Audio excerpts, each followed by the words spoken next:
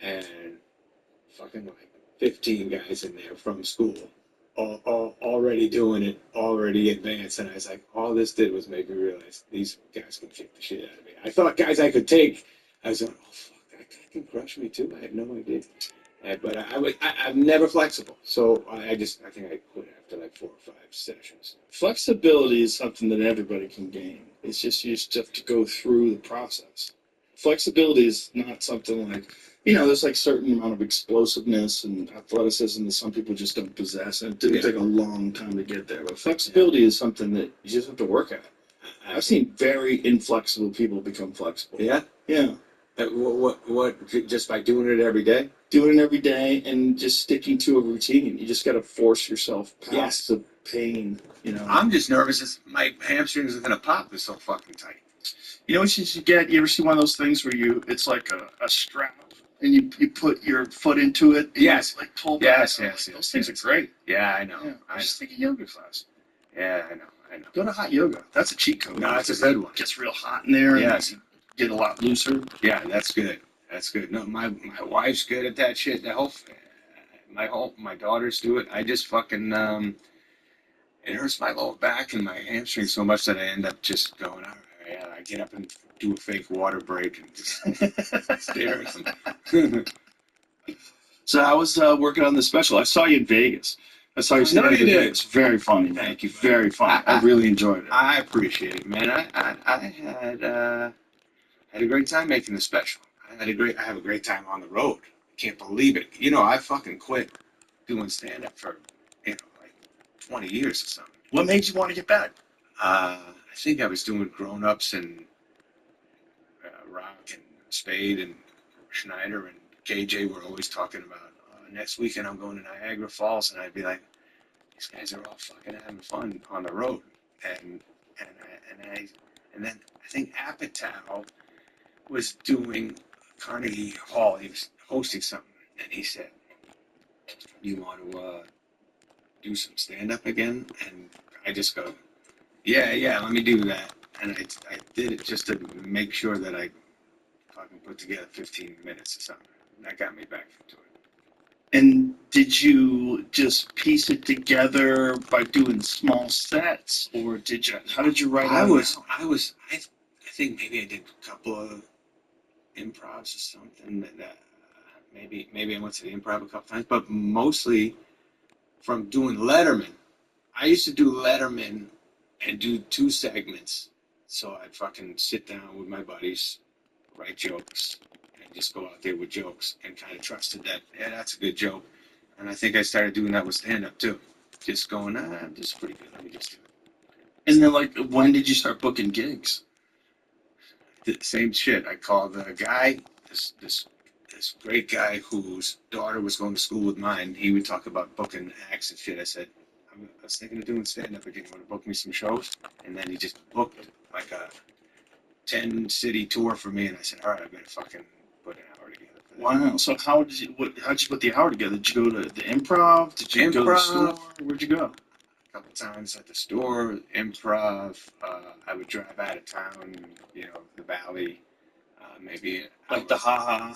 That kind of shit. Yes. Anybody. Flappers. Exactly. Flappers. Flappers, good spots. Good spot. Try shit out. Yeah. I just did a bunch of. Maybe I went down to a Comedy Magic Club. Is that still right? Yes, I did. I did. Sure. Yes. That's a great club. Good. Yes, exactly. Except I remember growing up, I would always see Leno and Joe. What is it? Joe? Not. Is it Brogan? What was? Jimmy Brogan? Jimmy Brogan. Yeah, the booker. Yeah, but he did stand up as well. He did stand up, and they were so clean, and they would fucking annihilate.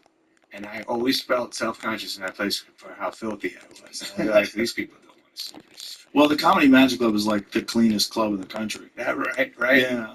Yeah, Jimmy Miller used to book it. Did he? I think so. Okay. Yeah. I used to always go there.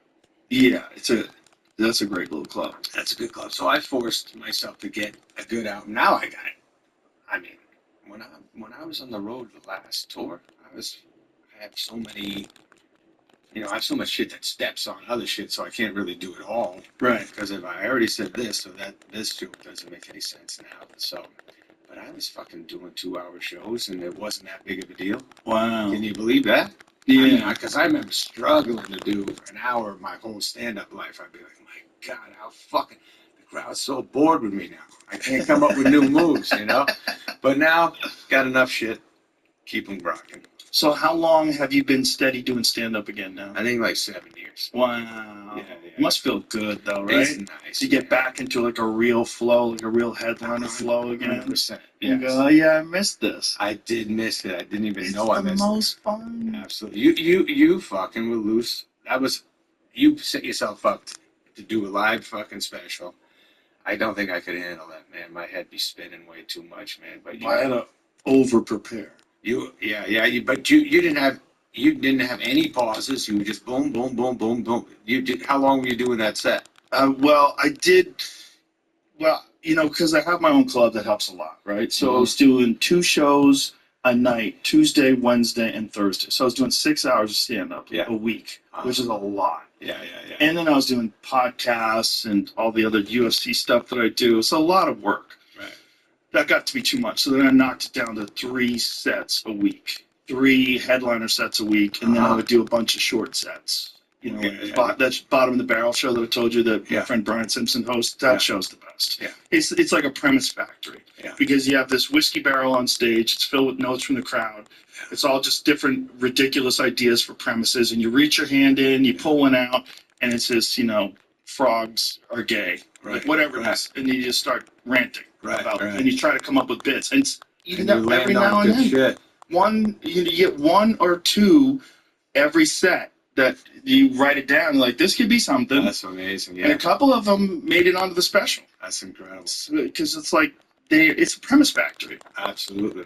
So I had a lot of. I was getting ready to do a special in. I was gonna do one in August of 2020, but then obviously in March everything shut down, and I didn't do stand up for 8 months, and it was just. And then I thought about it. And I was like, what? I just feel like just working on my material now. I just feel like just working on stand up and not even thinking about the special. Yeah. That's a great feeling. Well, it's just I was just enjoying working at the club, owning the club, and then there's so many good guys at the club. It was just such a fucking hot spot. Right. And there's so many people. There's Shane Gillis and Mark Norman and Ari Shafir and fucking Brian Simpson and Tony Hinchcliffe. It's just like every night was just murderer's row. Right, yeah. And we were all just cooking together. That's big. And then when Netflix said they want to do a live special with me, at first I was like, fuck that. I don't want to do that. Yeah. And I said no. I told my manager, I was like, no. I called her on the phone. I was like, what? I don't want to do that. Yeah. And then I was driving home, like, why are you scared to do that, you fucking pussy? And I was like, as I was driving home, I was like thinking, and then when I got home, I called her back. I goes, don't say no yet. Like, let me think about it. Yeah. I've had those feelings. Yeah. And then the next day I said, all right, I'm going to do it. And she's like, you sure? I go, yeah. I'm going to do it because I'm scared of it. That's ballsy, man. I was fucking terrified of it. Of course. I'm scared thinking about doing it. I would never fucking do it. But you killed it. You killed it. You were loose. You were rolling. You crushed. Well, I did that set in order for 3 weeks straight. Right. So I had it locked in. Yeah. For 3 weeks. I didn't do which I always fuck around. Yeah. There was no fucking around. No Yeah, deviation that's for 3 weeks. You were steady. Exactly. I also wrote all the bits out by hand. I wrote them all out, even the ones I already knew. I wrote them all out. I wrote all the transitions out. I listened to recordings. I watched videos. That's big. Yeah. I beat myself into the ground. That's good. I over prepared. Right. So then when I got up there, there was no what is next. There was no thought about. You didn't have a beat sheet somewhere just in case you got lost? No. That's fucking balls. I would never be able to do that. But I wanted to treat it like a regular show. If I had a regular show, I wouldn't have a cheat sheet. Well, I never did when I was young, but now I need fucking a word. I need to look somewhere and see the word. What do you put index cards on the stage? No, on a monitor. Okay. Go, it says just one word. Popcorn, and then I'm ready. Because my head goes to space, and I get spacey as I got older. When I was young, I was prepared and boom, and I did my shit. And I think it helps me kind of relax a little bit, just knowing that if I'm lost, I can look down and see a word and go, yeah, do that next. Bill Maher brings one of them conductors fucking things on stage. Where they have the news, the music rather. Yeah. He has that, and he just has his ideas written out on that. That's good. So you can just look down at it. I get addicted to that a little too much. Sometimes in Largo, in L.A. I go up there. Flanny runs that place, and he lets me go on and try shit out.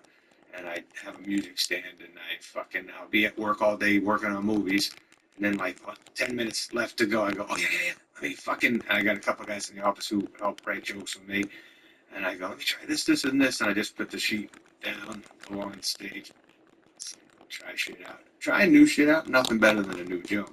Yeah, it's very exciting. That's the best if it's work, and usually does work too. Well, you're enthusiastic about it, and Yeah. if you really have thought about it and prepared for it, it's like a new thing for you. So it's like this exciting new toy. Yeah, yeah, yes. And you can't wait to get to that or open with it or whatever. Yeah.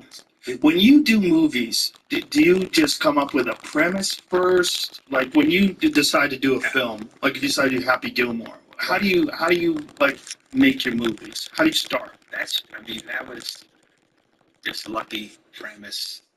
Billy Madison, I remember. I thought, well, this could be great. A guy who, a grown up who does elementary school again. And that's a great idea of I get to be goofy, get to bully these little kids, then all of a sudden connect with these kids and have fun growing up again. So, but part of my head was like, well, Rodney did back to school already, so everyone's going to say I just ripped off back to school. Rodney went back to college. How the fuck do we kind of do it a step away from that? And I called my buddy Hurley, who I went to college with, and he writes all the movies with me.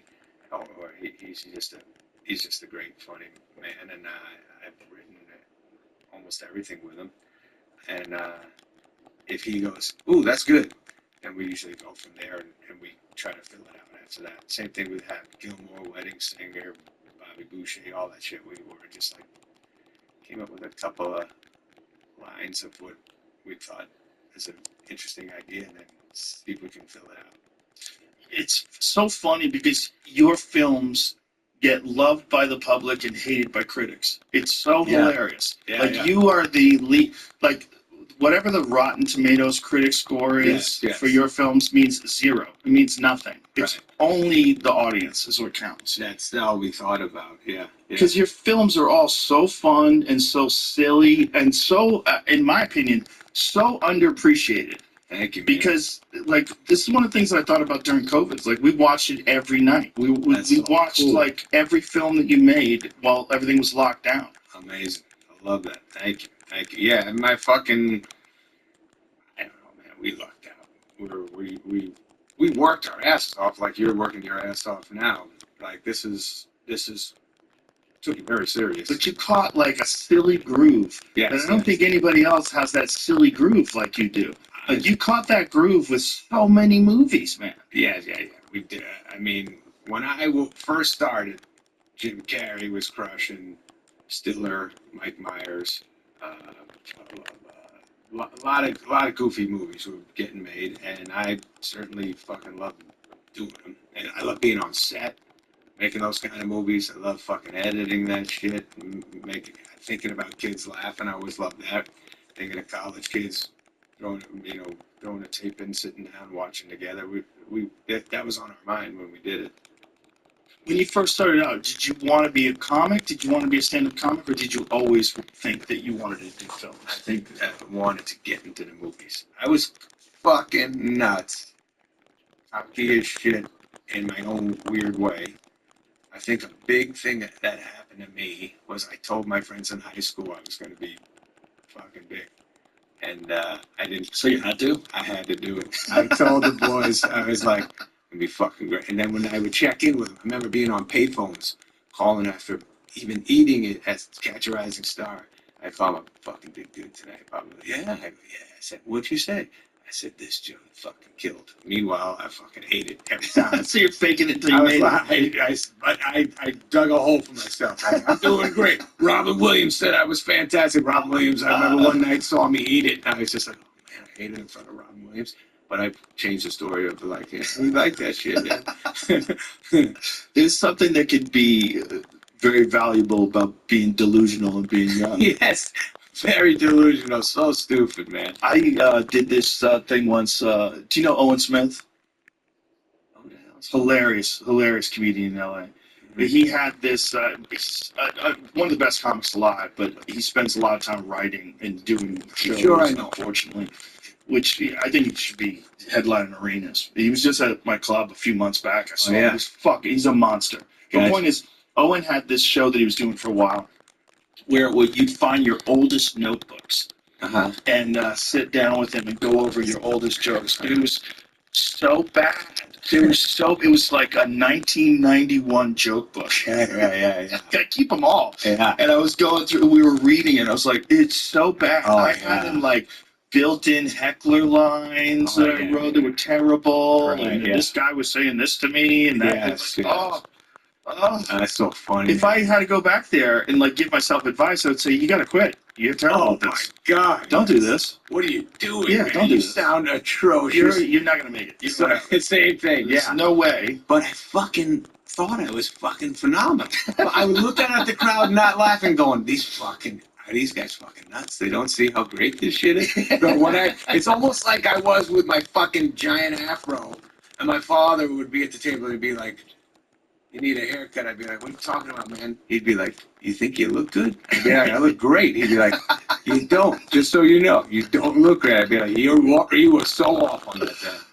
It's funny, delusional thinking can sometimes carry you to once you develop some skill, delusional is like a little guardian. It keeps you protected while you actually develop talent. And that goes away, because I'm more nervous now. Well, I had that fucking fear as a comedian. My head would spin. When Colin Quinn, he had a club, the Paper Moon, in the city. Was the Paper Moon around when you were growing up?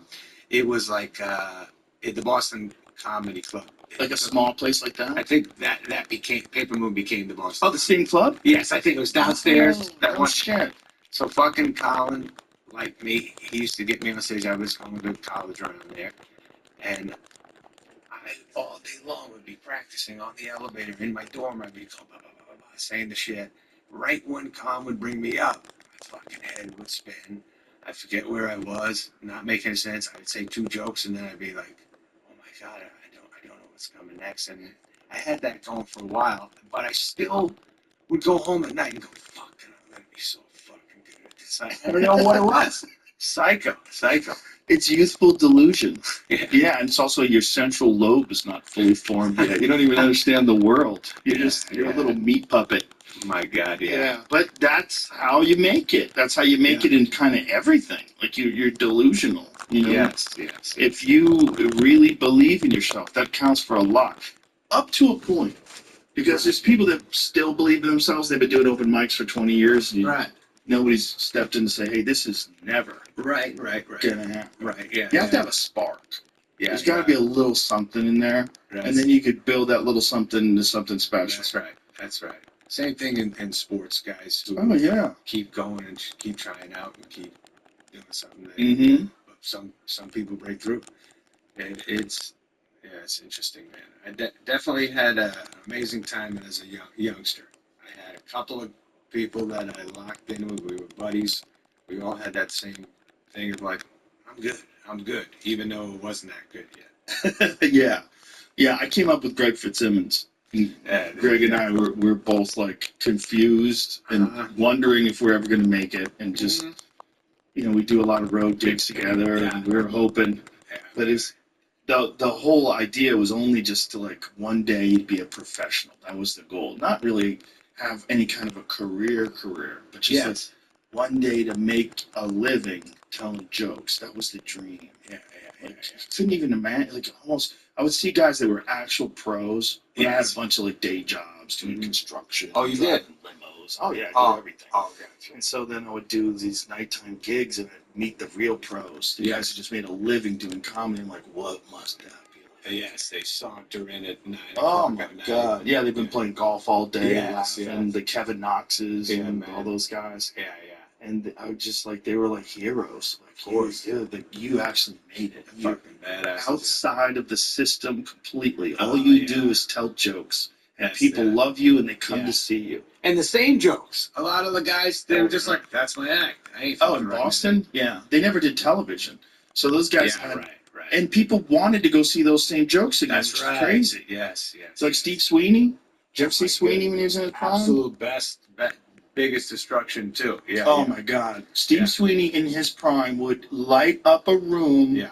And with Boston accent and Boston material, you couldn't follow. No. He was a monster. I think he went on the very first night I went on at Stitches. Sure. That was the first place my brother brought me to Stitches. He was going to BU. He got me one of those 5-minute open mics. That's the first place I ever did too. Stitches? Yeah. Wow. Yeah. Man. Yeah. How'd you do? Yeah, I got a couple of chuckles. You did. It was like enough to where I was How like, old were you? maybe 21.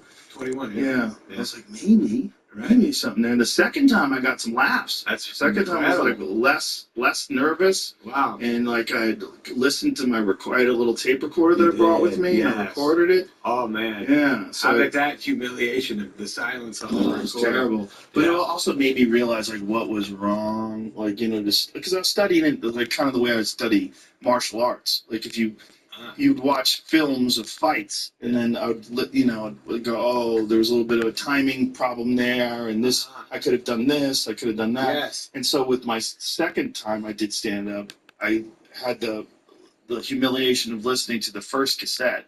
Yeah. So I listened and I was like, let me tighten this up and maybe this could be a little better. Oh my God, tightening. Write a little more there. But I got some laughs the second time, which was like crazy. I was like, wow, I might be able to do this. Shit, man. Both at Stitches. Yeah. And then I think I bombed the third time, and that was the first real bomb. And I was like, Punch in the face. Yes. But every time I bombed, I feel like it taught me something, and then Oh. I would get better. Fucking, I ate it last summer. I went up to the comic strip and fucking ate it for 10 straight minutes. And I went, oh shit, I forgot about that punch in the face. That is a roughie. I ran into you at the airport, and you were telling me you just did some fucking horrific corporate event. I ate it there too. Oh, that was. I mean, if I listened to the tape, I'd say you were okay, but it was humiliating. Yeah. You had just gotten done with it when I ran into you. I was shell shocked. I remember seeing you and your wife. Yeah. I had that fucking glazed look. Those corporate gigs are so wrong. Mike just ate it at one recently. He goes, I don't know why the fuck I agreed to do that. I know. He goes, I said no, and they said more, and I said no, and then they came up with a number. I was like, all right. Holy shit, buddy. Yeah. Same fucking story for me. Those are death. I don't think I. Those things are death because the people that are there, Yeah. they're working with all these people, so they're all like kind of tight. Yeah, they got shit going on. Yeah. And they're not really thinking about the comedy show. They're thinking about this is like a social environment with all the people. They're working their way up the corporate ladder, and they're concentrating on all their shit. And then also they can't laugh at anything inappropriate. Oh, that's like, true, yeah. I saw Mike over there laughing at all those sexist jokes. Mike's a real piece of shit. Yeah, you know? that's true, man. That's good. I swear to God, I felt bad for them. I was like, Jesus, they paid me so much. I fucking feel terrible. I didn't kill for them, but Yeah, Hinchcliffe just did one recently too. Said the same thing. I'm like, that's why I don't do those. It's not do comedy where people come to see comedy, and that's it. Don't get hired for a birthday party. Get the fuck out of here with that. It was the only fucking reason I did it was Paul McCartney did it the year before. So they go, well, they don't do this much. I'm like, Paul McCartney, well, fuck, I'm doing that shit. Yeah, but Paul McCartney can just play his songs. I know, man. And like the songs are great. They're classics. He's not gonna miss. He's not gonna miss. He's just gonna play and if they don't respond, that's on them. Yeah, it's like, you fucking nuts. You He just did doing Band on the Run. What the fuck is wrong with you people? I know, man. That's good. Yeah, like musicians, they can always just get into their song. They don't need to your close their response. eyes. They don't need nothing. They don't look need you. around. Yeah, They don't need you. We're fucking looking at everybody. That fucking dude's not loving it. God Yeah, damn it. I know. we rely so much on other people's response. But the moments I don't, those are the ones I was saying to you, Joe. And I've eaten it before, but still felt I did good because I fucking remained kind of confident and believing in my shit still. But the ones where I look out, I see them hating me, and I go, yeah, why am I here, man? That's a bad feeling. It's a terrible feeling. I say bombing on stage is like sucking 1,000 dicks in front of your mother. The problem is, it's probably worse than that because somewhere out there, there's probably a guy who wouldn't mind sucking 1,000 dicks in front of his mom. Yeah. You know, he'd be like, "Look at me, mom. You made You made me. I 99. Let's go." my mother would 100% at the end say, "You could have done it better. Yeah. You could have stopped him. Why did you stop on that one man? He wanted to explode in your face, and you stopped." I feel bad. You should call him and tell him you'll suck his dick. But I'm with you, buddy. Yeah, stand up. Stand up's the best. It's a crazy thing, and no one can teach you how to do it either. You have to figure it out yourself because your way of doing it is different than my way of doing it. My way is different than Kevin's way. Yeah. Kevin's way is different than fucking Seinfeld's way. Everybody's got a different way of doing it. Absolutely. And nobody can teach you how to do it. You can learn some things Yes. from watching other people. You can learn some things Oh from, man, yeah. but How about when somebody fucking great watches you and says, "Hey, you know what you could say here," and gives you a great line? You're like, "Oh my god." yes. No, that's huge. That what a feeling. You just made my okay thing into a fucking one I'm excited to do. Oh yeah. There's been a couple of bits that I've had that I got a tag from a friend that just like pops it up. Oh, you're like, how did I ever do it without that fucking line? Yeah. Sometimes like a fresh eye, you know? That's one of the things that I always admired about how Chris Rock used to do it. Because Chris Rock would go on stage, he'd work his stuff out, and then he'd have a bunch of guys that he would hire to sit in the back of the room and kind of workshop with him. I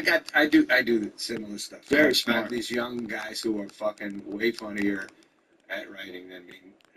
Only because I'm fucking tired. I'm tired. I walk into the office and I'm like, I thought of this funny thing last night. Maybe something there. I'll say it to them and they'll go, "Oh yeah," and then fucking write something interesting, and we come up with something together eventually. Well, you're used to collaborating when you do films, right? Yes, I always do that. Always have a bunch of guys that help me out throughout the film. Yeah. That's such a good process. Yes. Because, you know, one mind is great, but a bunch of minds together in different perspectives, people are going to see things from an angle that you're not going to see. Yes, that's exciting. Same shit. Shit. Somebody comes up with a great thing to do in a scene or a line, or maybe you can be doing this at the same time, or an action, whatever the fuck it is. I mean, me and Hurley, when we write these things, we think a lot what it's going to look like, what's going on in each scene, or what the jokes are, that kind of shit. But on the day, you definitely have a couple of buddies around and making a better story to go. Well, you always have a very tight ship too, like doing Zookeeper with you, and like in talking with Kevin. Like you work with the same people pretty much every film. Yeah, which is really huge. Yeah, that's good. Because it's always, you have a very family environment. Like it's always family. Yes. Everybody's fun. Everybody likes working together. No one's an asshole. Yeah. It's an easy gig in that sense that like you know you're gonna come to work with people. Yeah. Everybody's having fun. Kevin got that going. You got that going. Yeah, you have to have that. That's gigantic. You got like a lot of great stand-up friends, all right?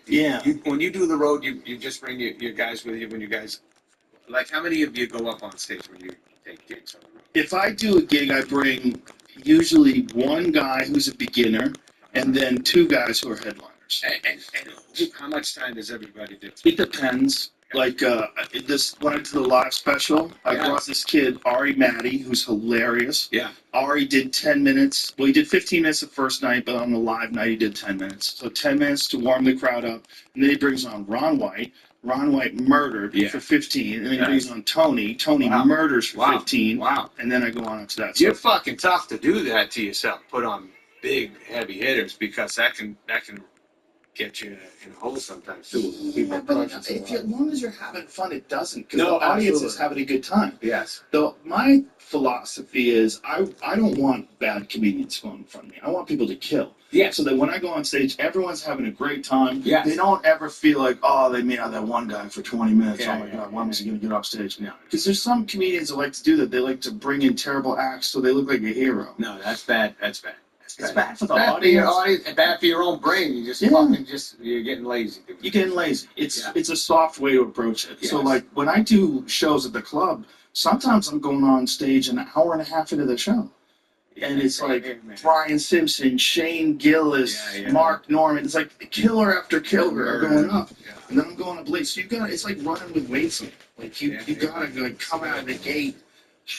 You know, Dude, when I first came back to stand up, I was bringing all my buddies, and they were killing so. It was good crowds.